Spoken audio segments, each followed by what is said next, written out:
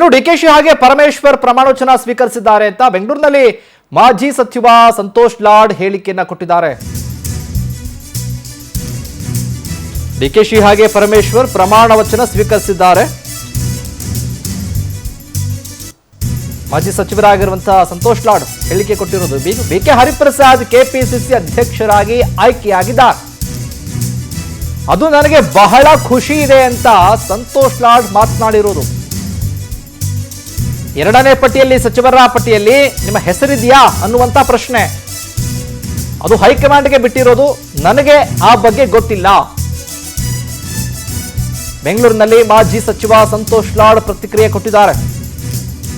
ನಿನ್ನೆ ಪ್ರಮಾಣವಚನ ಸ್ವೀಕರಿಸಿದ್ದಾರೆ. ಇದರ ಜೊತೆಗೆ ಕೆಪಿಸಿಸಿ ಅಧ್ಯಕ್ಷರಾಗಿ ಬಿಕೆ ಹರಿಪ್ರಸಾದ್ ಅವರು ಆಯ್ಕೆ ಆಗಿದೆ. ಎರಡನೇ ಪಟ್ಟಿಯಲ್ಲಿ ನನ್ನ ಹೆಸರು ಬರುತ್ತೋ ಬಿಡುತ್ತೋ ಗೊತ್ತಿಲ್ಲ, ಹೈಕಮಾಂಡ್ಗೆ ಬಿಟ್ಟಂತ ವಿಚಾರ ಅಂತ ಮಾತನಾಡಿದ.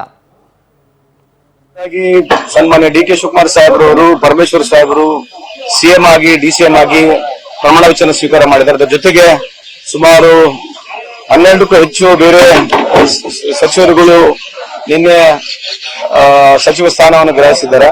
ನನ್ನ ವೈಯಕ್ತಿಕವಾಗಿ ಅವರೆಲ್ಲರಿಗೆ ನಾನು ಶುಭವನ್ನು ಕೋರ್ತೇನೆ. ಆಮೇಲೆ ವಿಶೇಷವಾಗಿ ನಮ್ಮ ಹರಿಪ್ರಸಾದ್ ಸಾಹೇಬರು ಇವತ್ತು ನಮ್ಮ ಕೆಪಿಸಿಸಿ ಅಧ್ಯಕ್ಷರಾಗಿದ್ದಾರೆ. ಅವ್ರನ್ನು ಕೂಡ ಭೇಟಿ ಮಾಡ್ಲಿಕ್ಕೆ ಹೋಗ್ತಾ ಇದ್ದೀನಿ. ಆದ್ರೆ ಇವತ್ತು ಅವ್ರಾಗಿರ್ತಕ್ಕಂಥದ್ದು ನನಗೆ ಖುಷಿ ಇದೆ ಅಂತ ಈ ಸಂದರ್ಭ ಕೇಳಿಕೆ ಬಯಸ್ತೇನೆ. ಮೊದಲನೇದಾಗಿ ಸನ್ಮಾನ್ಯ ಡಿ.ಕೆ. ಶಿವಕುಮಾರ್ ಸಾಹೇಬ್ರು